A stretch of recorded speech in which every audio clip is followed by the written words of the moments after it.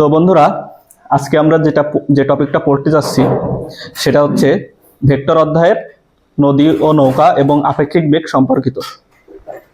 তো চলো শুরু করা যাক।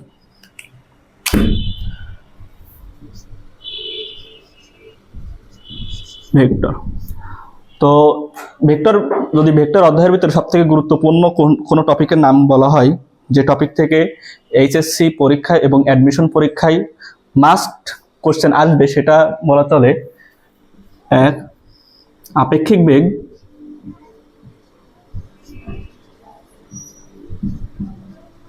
এবং দ্বিতীয় টপিকটা হচ্ছে নদী ও নৌকা। তো এই দুইটা টপিকই খুবই ক্রুশিয়াল টপিক এই অধ্যায়ের। তো এই দুইটা টপিক বোঝার ক্ষেত্রে আমাদেরকে সর্বপ্রথম যেটা জানতে হবে, অবশ্যই জানা দরকার, সেটা হচ্ছে আয়ত একক ভেক্টর সম্পর্কে আমাদের অবশ্যই জানা দরকার।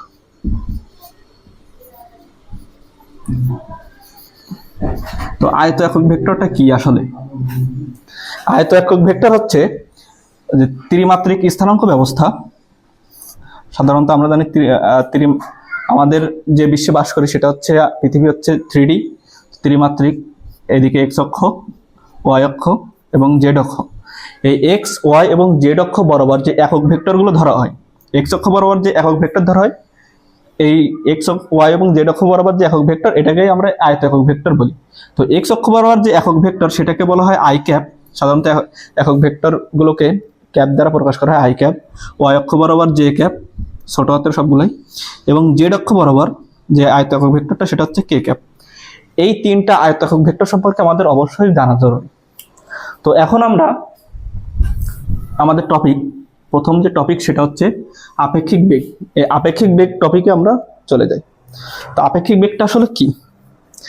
দেখা যাচ্ছে এই বিশ্বে সবকিছুই আপেক্ষিক। এখন দেখো, একটা উদাহরণের মাধ্যমে বুঝি।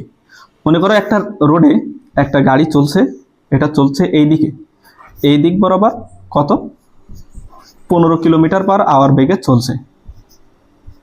এখন অন্য একটা এরই সমান্তরাল পথে আর একটা গাড়ি চলছে,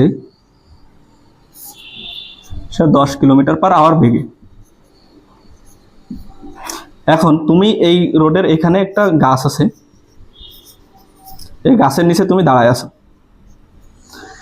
এখন তুমি প্রথম গাড়িটা এটা ধরলাম এক্স, এটা ধরলাম ওয়াই। তো এক্স গাড়িটা তুমি দেখবা যে এক্স গাড়িতে যাচ্ছে 15 কিলোমিটার পার আওয়ার বেগে এবং ওয়াই গাড়িতে যাচ্ছে 10 কিলোমিটার পার বেগে। এখন তোমার কি মনে হয় এই এক্স আর ওয়াই এরা কি একে অপরকে কত কিলোমিটার পার বেগে দেখবে? এটা হচ্ছে আপেক্ষিক বিষয়। এরা কিন্তু একে 10 কিলোমিটার পার আওয়ার বেগে দেখবে না, আবার একে কিন্তু 15 কিলোমিটার পার আওয়ার বেগে দেখবে না। এরা অন্য বেগে দেখবে। কেমন? দেখো, এই যে এই পথে যাচ্ছে, এও একই সমান্তরাল পথে যাচ্ছে। তাহলে এই যে ওয়াই এবং ওয়াই এক্স কে দেখবে কেমন?